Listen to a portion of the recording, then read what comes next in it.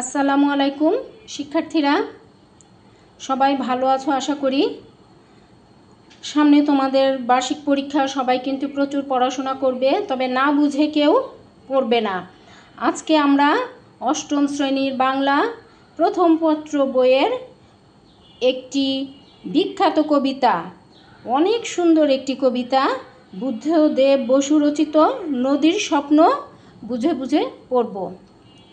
বহু নির্বাচনী, সৃজনশীল এবং গুরুত্বপূর্ণ বোর্ড প্রশ্নগুলো আলোচনা করব।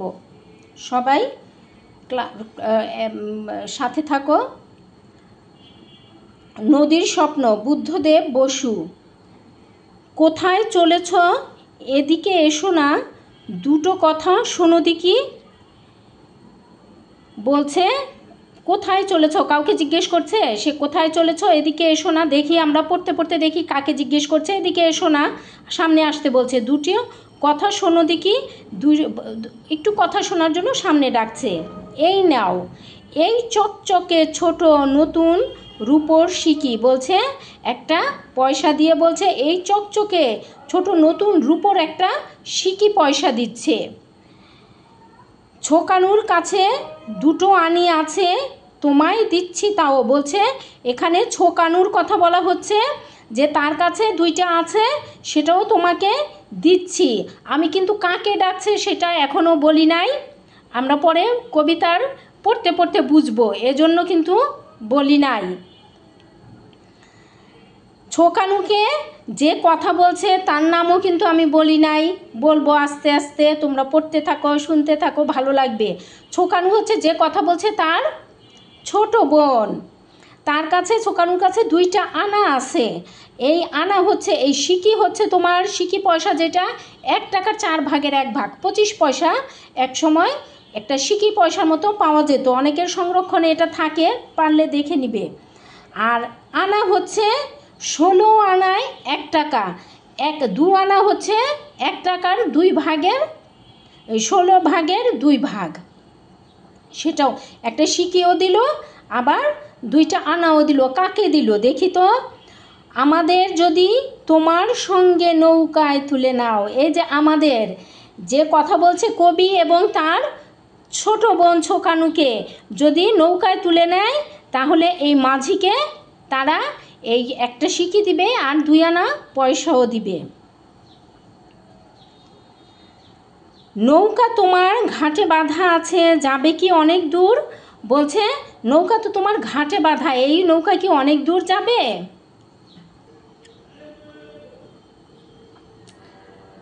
আচ্ছা, পায়ে পড়ি মাঝি, সাথে নিয়ে চলো মোরে আর ছোকানুরে। এখন আবার সে অনুনয় বিনয় করে বলছে মাঝি তোমার পায়ে পড়ি, তুমি তোমার সাথে নৌকায় উঠিয়ে আমাদেরকে নিয়ে চলো। আমরা ছোকানু এবং যে কথা বলছে তার নাম হচ্ছে কানাই।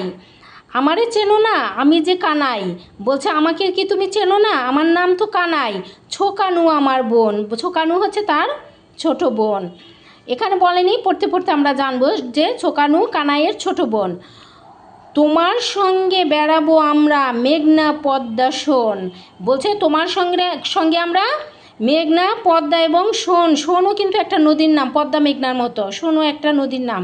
এই 3টা নদীর নাম এখানে বলা হয়েছে। 3 নদীতে ঘুরে বেড়াবে মাঝির সাথে।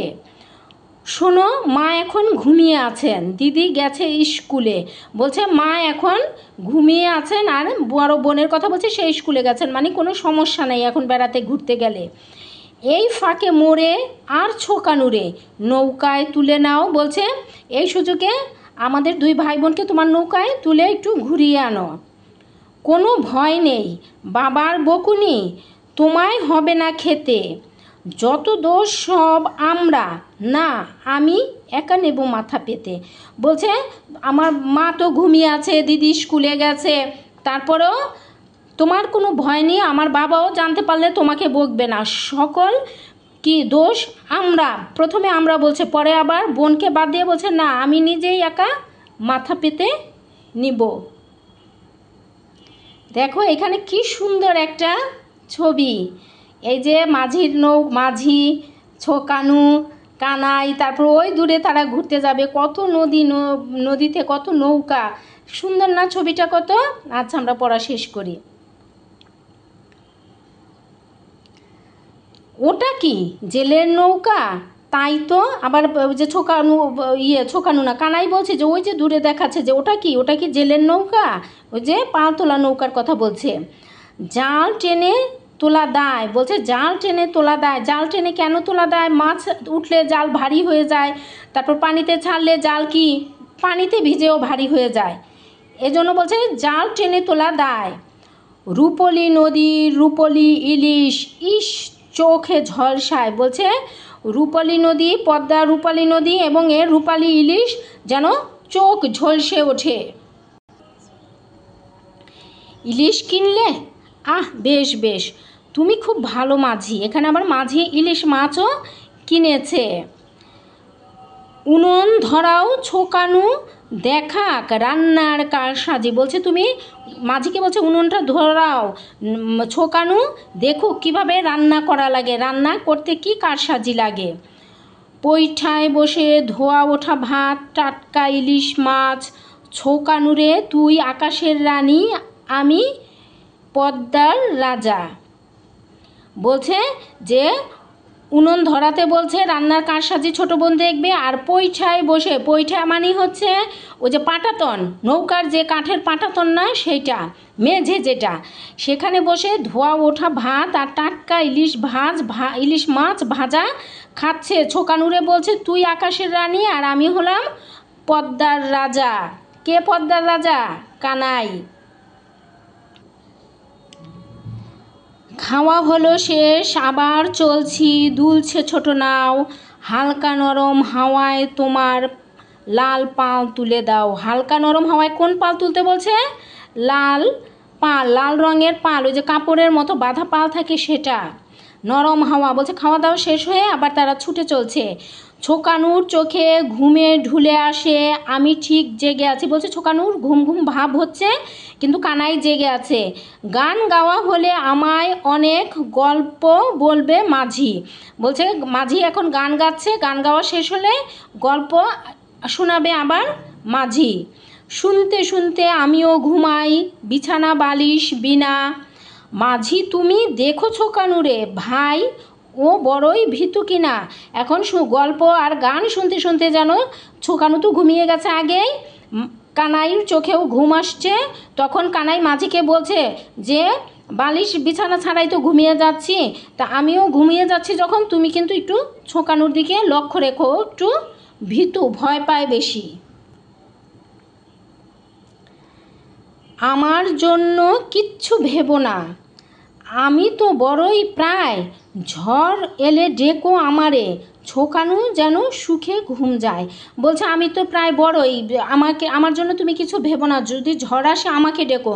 কিন্তু ছোকানু ছোট মানুষ, ও ঘুম আসতেছে, ও ঘুমাক, ওকে তুমি ডেকে ঘুমের বিরক্ত ডিস্টার্ব করো না। দেখো বোনের প্রতি ভাইয়ের কত ভালোবাসা।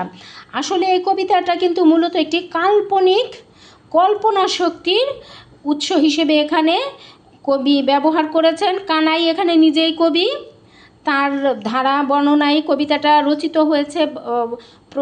এখানে কানাই কিন্তু এটি একটি তার স্বপ্নবিলাসিতার কবিতা। তিনি এখানে স্বপ্ন দেখেছেন যে ছোট বোনকে নিয়ে এরকম পদ্মা মেঘনা নদী পার হয়ে তিনি কোথায় যাবেন? অনেক দূরে ছোট বোনকে নিয়ে ঘুরতে যাবে, পদ্মা মেঘনার সোন নদী ঘুরতে যাবে, সেখানে মাঝি রান্না করবে, সে ভাত খাবে, মাঝি গান গাইবে, গল্প করবে, অনেক দূর দূরান্ত এক নদী থেকে আরেক নদীতে যাবে। মূলত এটি একটি কল্পনাবিলাসী কবিতা, কিন্তু সুন্দর না? খুব সুন্দর। পাঠ্য বইয়ের শব্দার্থগুলো জেনে নেই। সিকি অর্থ 4 আনা মূল্যের মুদ্রা বা 25 পয়সার মুদ্রা। আনি 1 টাকার 16 ভাগের 1 ভাগ মূল্যের মুদ্রা। শোন একটি নদীর নাম। কারসাজি কূটকৌশল, এখানে চমৎকারিত্ব অর্থে কাব্যিক ব্যবহার হয়েছে। পাল অর্থ বাতাসের সাহায্যে চালাবার জন্য নৌকায় খাটানো মোটা কাপড়ের পর্দা। পাঠের উদ্দেশ্য, এই কবিতা পাঠ করার কারণে শিক্ষার্থীরা কল্পনা শক্তির প্রসার ঘটবে, প্রকৃতি ও দেশের প্রতি আকর্ষণ বাড়বে, ভাই বোনের মধ্যে মধুর সম্পর্ক তৈরি হবে।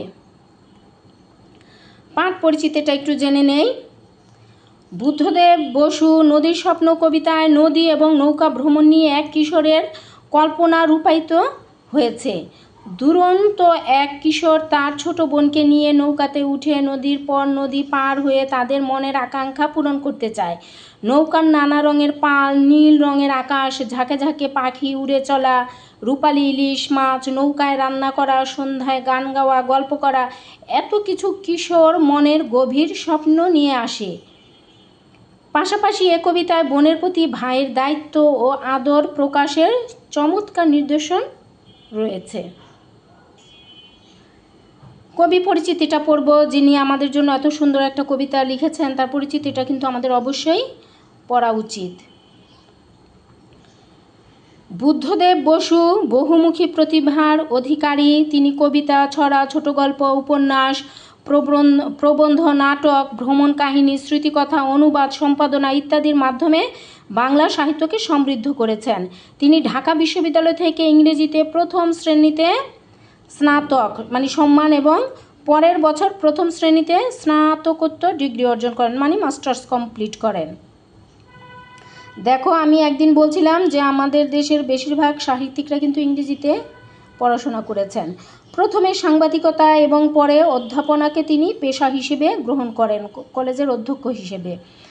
ঢাকার পুরানা পল্টন থেকে তার ও অজিত দত্তের যৌথ সম্পাদনায় সচিত্র মাসিক পত্রিকা প্রগতি 1927 থেকে 1929 2 বছর পর্যন্ত প্রকাশিত হয়। তিনি কবিতা পত্রিকা নামেও একটি পত্রিকা সম্পাদক ছিলেন।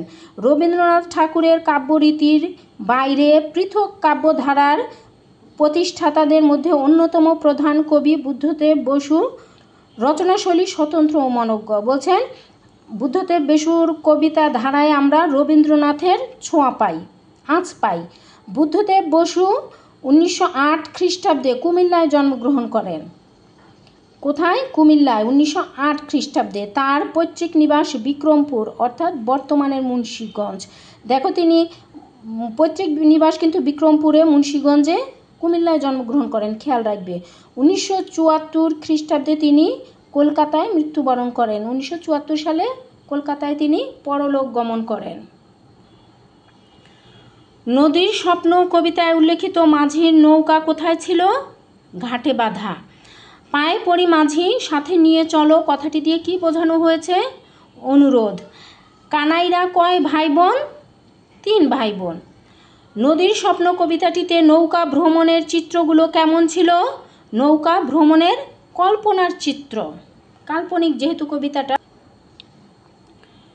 নদীর স্বপ্ন কবিতা পাঠের মধ্য দিয়ে শিক্ষার্থীর কোন স্মৃতি শক্তি বৃদ্ধি পাবে? কল্পনা শক্তি। কারসাজি শব্দটি কি অর্থে নদীর স্বপ্ন কবিতায় ব্যবহৃত হয়েছে? চমৎকারিত্ব। কিন্তু কারসাজি শব্দের মূল অর্থ কিন্তু কূটকৌশল। সিকি বলতে কি বোঝানো হয়েছে? 25 পয়সার মুদ্রা, 1 টাকার 4 ভাগের 1 ভাগ। কানাই মাঝিকে প্রথম দিন কোন রঙের পাল তুলে দিতে বলেন? লাল রঙের। নদীর স্বপ্ন কবিতায় পদ্মার রাজা কে? কানাই, কবি নিজে।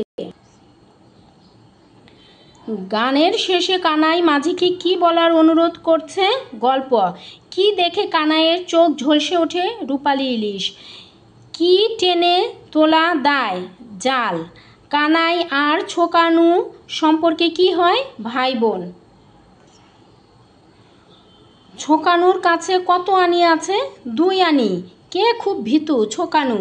শোন কিসের নাম? নদীর নাম। যত দোষ সব কে মাথা পেতে নেবে? কানাই। 3টি নদী কি কি? পদ্মা, মেঘনা, সোন নদী। এবার আমরা বহু গুরুত্বপূর্ণ এবং বোর্ড প্রশ্নগুলো পড়ব। 1 নম্বর দেখো, নদীর স্বপ্ন কবিতায় প্রকাশিত কিশোরের কল্পনা শক্তি এবং বনের প্রতি দায়িত্ববোধের পরিচয় দাও। এটা Dhaka board 2017, Dinajpur board 2017, Barishal board 2017, Rajshahi board 2016-তে আসছে। নদীর স্বপ্ন কবিতার আলোকে ভাই বোনের মধ্যকার ভালোবাসার স্বরূপ তুলে ধরো। এখানে কোনো বোর্ডে আসে নাই, এই প্রশ্নটা বিগত বছরে কোনো বোর্ডে আসে নাই, কিন্তু এটা একটা গুরুত্বপূর্ণ প্রশ্ন। 3, কিশোর মনের কল্পনা বিলাসী মানসিকতার স্বরূপ বিশ্লেষণ করো। এই যে কিশোর মনের কল্পনা বিলাসিতা যে আমরা পুরো কবিতা জুড়ে পড়লাম, সেটার স্বরূপ বিশ্লেষণ করতে বলছে। এটা ঢাকা বোর্ড 17, রাজশাহী বোর্ড 17 আর রাজশাহী বোর্ড 16তেও আসছে। নদীর স্বপ্ন কবিতার মূল ভাব বিশ্লেষণ করো। কবিতাটির মূল ভাব বইয়ে যেটা আছে সেটা পড়লেও হবে, কোনো সমস্যা হবে না, তোমরা নিজের মতো গুছিয়ে লিখবে। বরিশাল বোর্ড 17তে আসছে। এবার আমরা এগুলো একটু আলোচনা করি। নদীর স্বপ্ন কবিতায় প্রকাশিত যে কিশোরের কল্পনা শক্তি এবং ভাই বোনের প্রতি যে দায়িত্ব বোধের পরিচয় দিয়েছে সেটা। নদীর স্বপ্ন কল্পনা শক্তি কি? ছেলেটা কানাই, একটা ছেলে, কিশোর ছেলে, সে কি করে যে ঘাটে যায় ছোট বোনকে নিয়ে। মা ঘুমিয়ে আছে, বড় বোন স্কুলে গেছে, এই ফাঁকে সে ঘাটে যায়। ঘাটে যেয়ে মাঝিকে ডেকে বলে যে তার কাছে একটা রূপোর সিকি পয়সা আছে, আর বোনের কাছে, ছোট বোনের কাছে আছে 2 আনা, সেগুলো দিবে। তাদেরকে নৌকায় তুলে নিতে বলছে। তারপর ঘুরতে বলছে, মেঘনা, পদ্মা আর সোন নদী দিয়ে তারা ঘুরবে। তারপর আবার বলছে যে রূপালী ইলিশ, এই যে কল্পনা এগুলো, যে মাঝির সাথে তারা ঘুরবে নদী থেকে নদীতে। তারপর সে বলছে যে মাঝিকে পাল তুলে দিতে বলছে, হালকা বাতাসে লাল রঙের পাল তুলে দিতে বলছে। মাঝি ইলিশ মাছ ধরলো, সেই মাছ রান্না হলো। তারা পৈঠায় বসে, মানে নৌকার পাটাতনে বসে তারা ছোকানুকে নিয়ে এসে ভাত খেলো মাঝিকে নিয়ে। মাঝি গান গাইছে, গান গাওয়া শেষ হলে সন্ধ্যায় আবার মাঝি গল্প বলবে। এই যে কল্পনা শক্তি, কিশোরের এই কল্পনা শক্তি কিন্তু এখানে সুন্দরভাবে প্রকাশ পেয়েছে। আর বোনের প্রতি যে দায়িত্ববোধ, সেটা হচ্ছে যে বোনকে দেখো, সে বোনকে সাথে নিয়েছে। তারপর বোনকে বলছে যে সে পদ্মার রাজা আর বোন হচ্ছে আকাশের রানী। বোনকে খুশি করানোর জন্য ছোট বোনকে এই কথা বলছে। বোন যখন ঘুমিয়ে গেছে, মাঝিকে বলছে যে ঝড় বৃষ্টি যদি হয় ওকে ডেকো না, আমাকে ডেকো। তারপর আবার বাবা যদি বকুনি দেয়, সব বকুনি সে একা মাথা পেতে নেবে, ছোট বোনের গায়ে কোনো আঁচড় বা বকা শুনতে সে দিবে না। এই যে বোনের প্রতি যে তার দায়িত্ববোধ। এবং ঝড় উঠলে, এমনকি ঝড় উঠলেও কানাই যখন ঘুমিয়ে পড়ছিল তখন বলছিল যে ঝড় উঠলেও কিন্তু সে ছোট বোনের ঘুম যেন না ভাঙে, কানাইকে সে ডাকবে। এই যে ভাই হয়ে বোনের প্রতি কত সুন্দর একটা দায়িত্ববোধ। আমরা সবাই ছোট ভাই বোনের প্রতি আমাদের দায়িত্ববোধ ও মমত্ববোধের পরিচয় দিব। নদীর স্বপ্ন কবিতার আলোকে ভাই বোনের মধ্যকার ভালোবাসার স্বরূপ। এই যে ভাই বোনের মধ্যকার ভালোবাসার স্বরূপ, ছোট ভাই ছোট বোনকে নিয়ে ভাই যে স্বপ্ন বুনছে, সে যে তার যে কল্পনা শক্তি মধ্যেও কিন্তু আদরের ছোট বোনকে সে বাদ দেয় নাই। ছোট বোনকে নিয়ে সে কল্পনায় নদীতে নদীতে নৌকায় নৌকায় ভেসে বেরিয়েছে, কত কিছু খেয়েছে, গল্প শুনেছে, গান শুনেছে। বোনের প্রতি যে তার মমত্ববোধ, এটা আবার তোমরা সুন্দর করে লিখে দিবে। কিশোর মনের কল্পনা বিলাসী মানসিকতার স্বরূপ বিশ্লেষণ করো। এই সেম প্রশ্ন, একটা প্রশ্ন যদি ভালো করে শিখো সকল প্রশ্নের উত্তর লিখতে পারবে। কিশোর মনের কল্পনা বিলাসী মানসিকতার স্বরূপ বিশ্লেষণ করো। কিশোর মনে, এই যে শুরু থেকে বলবা সেটা, যে ঘাটে গেল তারা 2 ভাই বোন। তারপর তার কল্পনা শক্তি এতটাই কি মধুর ছিল, ছেলেটার কিশোরের কল্পনা শক্তি এতটাই মধুর ছিল, এতটাই সুন্দর ছিল যে তারা কি করছিল, কোনো ছোটো খাটো বা কোনো খারাপ কোনো কল্পনা কিন্তু সে করে নাই। সে কি সুন্দর একটা, দেখো, নদীকে নিয়ে, ছোট বোনকে নিয়ে একটা সুন্দর কল্পনার গল্প সে কবিতার মাধ্যমে গড়ে তুলেছে। এই কল্পনা শক্তির যে উৎস, সে হচ্ছে কানাই, কবি নিজেই। তোমরা এই যে সে মাঝিকে, ঘাটে গিয়ে বোনকে নিয়ে যে মাঝিকে ডাকলো, তার কাছে একটা সিকি ছিল, বোনের কাছে 2টা আনা ছিল, সেগুলো সে তাদেরকে দিল, মাঝিকে আর কি দিল, বললো যে এই টাকা এগুলো সব তুমি নাও, আমাদেরকে নৌকায় তুলে নাও, আর লাল রঙের পাল তুলো, নৌকা ছাড়ো, মেঘনা, পদ্মা সকল নদী আমরা ঘুরে বেড়াবো, সোন নদী ঘুরে বেড়াবো। তারপরে সেখানে মাঝি রান্না করবে ইলিশ দিয়ে ভাত খাবে তারা, মাঝির কণ্ঠে গান শুনবে, গল্প শুনবে। এগুলো সুন্দর করে গুছিয়ে লিখবে। নদীর স্বপ্ন কবিতার মূল ভাব বিশ্লেষণ করো। নদীর স্বপ্ন কবিতার মূল ভাব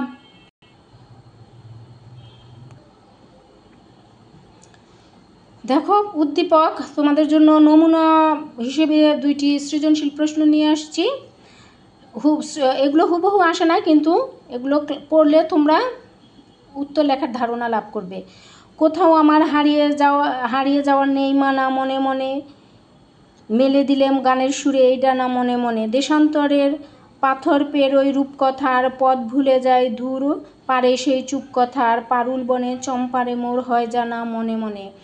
এখানে যে কিশোর মনের ভাবনাই কিন্তু প্রকাশিত হয়েছে যে সে কিভাবে দূর দূরান্তে ঘুরে বেড়াবে, নিজের পরিবারের মায়ের শাসন, বাবার বকুনি, এগুলোর বন্ধন ছেড়ে সে নিজের মতো স্বাধীন মতো ঘুরবে, এটাই প্রকাশ পেয়েছে। সিকি শব্দের অর্থ কি? সিকি হচ্ছে 25 পয়সা, 1 টাকার 4 ভাগের 1 ভাগ। কানাই তার সব পয়সা মাঝিকে দিয়ে দিতে চেয়েছে কেন?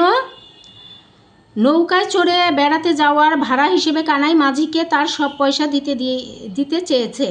কানাই চায় মাঝি যেন তাকে আর ছোকানুকে নৌকায় তুলে অনেক দূরে বেড়াতে নিয়ে যায়, সেজন্য মাঝিকে ভাড়া দিতে হবে। তাই কানাই তার চকচকে ছোট একটা রূপোর সিকি মাঝিকে দিতে চায়। এমনকি ছোকানুর কাছে যে 2টো আনি পয়সা ছিল সেটাও মাঝিকে নিতে বলে। এভাবে বেড়াতে নিয়ে যাওয়ার জন্য মাঝিকে রাজি করাতে কানাইয়ের কাছে যত পয়সা ছিল সেগুলো সে সবই মাঝিকে দিতে চায়। উদ্দীপকের নদীর স্বপ্ন কবিতায় যে চেতনা প্রকাশ পেয়েছে তার বর্ণনা দাও।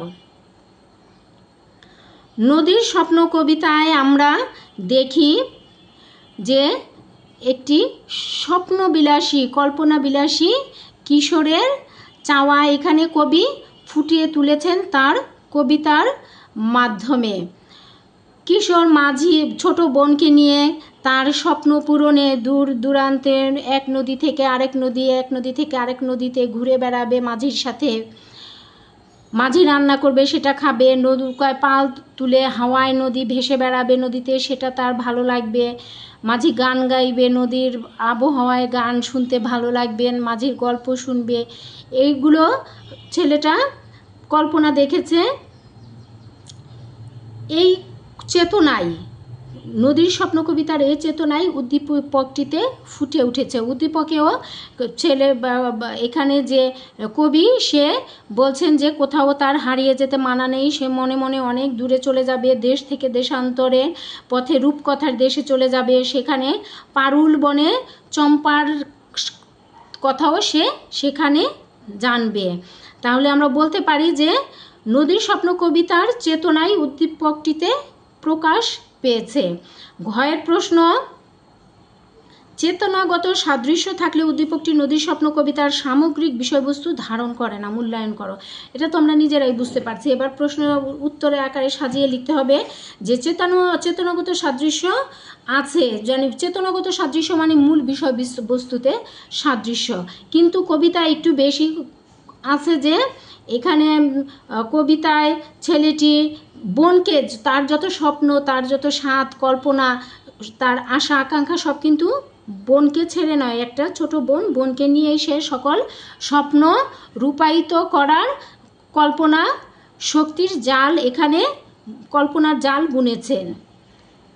সে বোনকে নিয়েই নদীর পর নদী ঘুরবে, জেলে নৌকা দেখবে, আকাশে পাখি উঠছে সেটা দেখবে, নদীর ঢেউ দেখবে, এবং সেখান থেকে নদীতে বসে মাঝি রান্না করবে, তারা খাবে, ঘুমাবে নৌকায়, মাঝি গান শুনবে, মাঝির গল্প শুনবে। আর সেই সাথে তার বোনের প্রতি যে ভালোবাসা, সেই দিকটি কিন্তু সুন্দরভাবে ফুটে উঠেছে। বোন যখন খাওয়ার পর ঝিমুনি আসছিল, ঘুম ঘুম ভাব, তখন সে মাঝিকে বলে যে ওকে কিন্তু জাগিও না, ও কিন্তু খুব ভীতু। তারপর আবার নিজে যখন ঘুমায় বালিশবিহীন, বিছানাবিহীন, তখন আবার বলছে যে ঝড় বাদল শুরু হলে আমাকে ডেকো, আমার বোনের ঘুমে যেন বিরক্ত না ঘটে। বাবা বকা নিয়ে দিলে সেই বকাও সে নিজে একাই মাথা পেতে নেবে, বোনকে না। এই যে বোনের প্রতি আদর ভালোবাসা, এটা কিন্তু আমরা উদ্দীপকে দেখি না। উদ্দীপকে শুধু এই যে প্রকৃতির সাথে একাকার হয়ে কল্পনা শক্তির ডানা মেলে দিয়ে প্রকৃতির মধ্যে ডুব দিয়ে কবি কী করবেন, উদ্দীপকের কবি রূপকথার দেশে চলে যাবেন। সেখানে পারুল বনে চম্পার সাথে, 7 ভাই চম্পার কথা বলা হচ্ছে এখানে, পারুল বনে চম্পার সাথেও তার কথা হবে, জানাশোনা হবে, এই মত ব্যক্ত করেছেন। তাহলে আমরা বলতে পারি যে চেতনাগত সাদৃশ্য থাকলেও উদ্দীপকটি নদীর স্বপ্ন কবিতার সামগ্রিক বিষয়বস্তু ধারণা করে না, মন্তব্যটি যথার্থ। আরেকটি সৃজনশীল প্রশ্ন, পদ্মার তীরে বাড়ি হলেও মায়ের বকুনির ভয়ে কখনোই নদীতে যাওয়া হয়নি। মা হঠাৎই মামাবাড়ি যাওয়ায় নুরু, পুষি, আয়শাকে নিয়ে রাফি নৌকায় উঠে বসে। সারাদিন নদীতে ঘুরবে, মাঝির সাথে রান্না করে খাবে, আনন্দ যেন আর ধরে না। আচ্ছা, ছোকানুর কাছে কত আনি আছে? ছোকানুর কাছে 2 আনি আছে। শোনো মা এখনই ঘুমিয়ে আছেন, দিদি গেছে স্কুলে, বুঝিয়ে লেখো। কানাই, এখানে কবি কানাই হিসেবে আমাদের কাছে মূর্ত হয়ে উঠেছেন। কানাই যখন ছোট বোন ছোকানুকে নিয়ে নদীর ঘাটে যায় এবং মাঝিকে পয়সা সাদে ভাড়া বাবদ যে আমাদেরকে ঘুরিয়ে আনো, সেই সময় সে মাঝিকে রাজি করানোর জন্য নির্ভয় দেখিয়ে যে কোনো সমস্যা নাই, মা জানতে পারবে না, মা এখন ঘুমিয়ে আছে, আর বড় দিদি যে সেও স্কুলে চলে গেছে, কাজে মাঝির কোনো ভয় নেই, তাদেরকে মাঝি যেন নির্ভয়ে নৌকায় তুলে ঘুরিয়ে আনে, এই জন্যই কবি এই উক্তিটি করেছেন। উদ্দীপকের সাথে নদীর স্বপ্ন কবিতার সাদৃশ্যপূর্ণ দিকটি ব্যাখ্যা করো। এখানে উদ্দীপকের সাথে নদীর স্বপ্ন কবিতার যে সাদৃশ্য, এখানে ওই যে সেই একই কথা যে নদীর স্বপ্ন কবিতায় কবি কল্পনার জাল বুনে সুন্দর স্বপ্ন দেখেছেন, সেটা তার একটি ছোট বোন শোকানু আছে, তাকে ছেড়ে নয়, তাকে নিয়েই। এজন্যই তার স্বপ্ন আরও বেশি চমৎকারিত্ব লাভ করেছে। সে নদীর ঘাটে বোনকে নিয়ে যে মাঝিকে পয়সা দিয়ে রাজি করায়, তারপর কোনো ভয় নেই, মা ঘুমিয়ে আছে, বোন স্কুলে চলে গেছে, বাবাও জানতে পারবে না, জানতে পারলে যত শাস্তি দিবে সেসব মাথা পেতে নিবে, এসব বলে মাঝিকে রাজি করায় এবং নৌকায় তুলে নিতে তাদেরকে। মাঝি যখন তাদের নৌকায় তুলে নেয়, তারা মেঘনা, পদ্মা, শিন নদী অতিক্রান্ত করে বিভিন্ন দূর দূরান্তে ঘুরে বেড়ায়। মাঝি পদ্মার ইলিশ কিনে নৌকায় রান্না করে, সেগুলো তারা খায় পৈঠায় বসে। মাঝি গান গায়, সেটা তারা শুনে, গল্প করে শুনে, তারপর তারা ঘুমিয়ে যায়।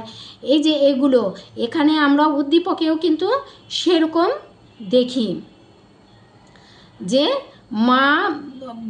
মায়ের বকুনির ভয়ে রাফি কোথাওই যায় না, কিন্তু মা হঠাৎ যে কোনো কারণে মামা বাড়ি যাওয়ায় নুরু, পুষি আর আয়শা তার বন্ধু বান্ধব নিয়ে সে নৌকায় উঠে বসে এবং সারা দিন মাঝির সাথে কাটাবে, সেখানে পিকনিকের মতো তারা রান্নাবান্না করবে, খাবে, এ আনন্দ যেন তার আর অনেক বেশি, এই কথা বলা হয়েছে। এই দিক থেকে উদ্দীপকের সাথে নদীর স্বপ্ন কবিতার দিকটি সাদৃশ্যপূর্ণ। তারপর ঘয়ের প্রশ্ন আমরা দেখি, উদ্দীপকটি নদীর স্বপ্ন কবিতার সমগ্র ভাবকে ধারণ করে না, বিশ্লেষণ করো। সেই আগের মতোই যে এখানে কি কি হলো, এই যে গয়ের প্রশ্ন এগুলো বলে তারপর আমরা পিছনে একটু বলে দিব যে কি ধারণ করে না, সেটা এখন তোমরা নিজেরাই বলতে পারছো না, বুঝতে পারছো কি? হ্যাঁ, ওই যে বোনের সাথে যে তার ভাইয়ের সুন্দর একটা সম্পর্ক, সেটাই ধারণ করে না উদ্দীপক। আমি আবার বলছি যে ওই যে ছেলেটা নদীর ঘাটে ছোট বোনকে নিয়ে যে পয়সা দিয়ে মাঝিকে রাজি করায় তাদের ঘুরতে নেওয়ার জন্য, মা ঘুমিয়ে আছে, বোন স্কুলে গেছে, কেউ দেখবে না, জানবে না, বাবা জানলেও যদি যা শাস্তি দিবে কানাইয়াকাই মাথা পেতে নিবে, এসব বলে মাঝিকে রাজি করায়। তারপর তারা মেঘনা, পদ্মা, সোন নদী ঘুরে বেড়ায়, মাঝি রান্না করে, সেগুলো তারা পৈঠায় বসে খায়, মাঝি গান গায়, সেটা শুনে, গল্প করে শুনে।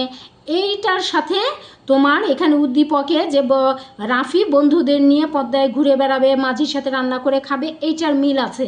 কিন্তু কবিতা একটু বাড়তি দিক রয়েছে, সেটা হলো ছোকানুর কথা উদ্দীপকে জানাই।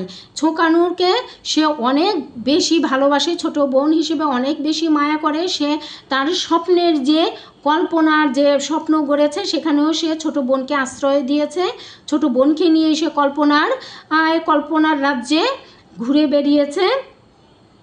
কল্পনার নদীতে নৌকায় উঠে ঘুরে বেরিয়েছে, সেই যে বোনের প্রতি তার মায়া, মমতা, ভালোবাসা ওইখানে উদ্দীপকে অনুপস্থিত। তাই আমরা বলতে পারি প্রশ্নের সাথে কণ্ঠ মিলিয়ে যে উদ্দীপকটি নদীর স্বপ্ন কবিতার সমগ্র ভাবকে ধারণ করে না। মন্তব্যটি যথার্থ। শেষ হলো আজকে আমাদের কবি বুদ্ধদেব বসুর লেখা নদীর স্বপ্ন কবিতার ক্লাসটি। আশা করি সবাই বুঝতে পেরেছো। ওটা কিন্তু চমৎকার একটি কবিতা ছিল। এখান থেকে প্রশ্ন আসলে এটা গল্পের মতো যদি তোমরা বুঝে বুঝে পড়ো, দেখবে সকল প্রশ্নের উত্তর সহজেই করতে পারবে। সবাই ভালো থেকো, সুস্থ থেকো। সহজে পড়া শিখে কি তোমরা সাবস্ক্রাইব করো, বন্ধুদের কাছে শেয়ার করো, তাহলে আমরা আরও ভালো ক্লাস করার অনুপ্রেরণা পাই। সবাইকে ধন্যবাদ জানিয়ে শেষ করছি আজকের ক্লাস। আসসালামু আলাইকুম।